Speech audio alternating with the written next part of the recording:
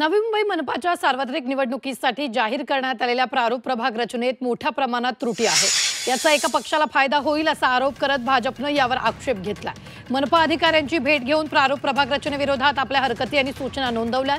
कमीत कमी त्रुटी असलेला पर्यायी प्रारूप प्रभाग रचनेचा आराखडा यावेळी मनपा अधिकाऱ्यांना देण्यात आलाय। तर त्रुटी दूर न केल्यास कोर्टात दाद मागणार असल्याची प्रतिक्रिया भाजप नेत्यांनी दिली आहे।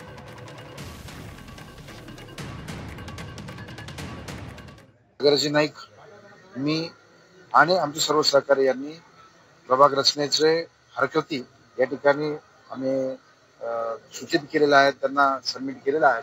मला विश्वास आहे की 111 प्रभागांमध्ये पूर्वीची महापालिका आता 28 पॅनलमध्ये झालेली आहे।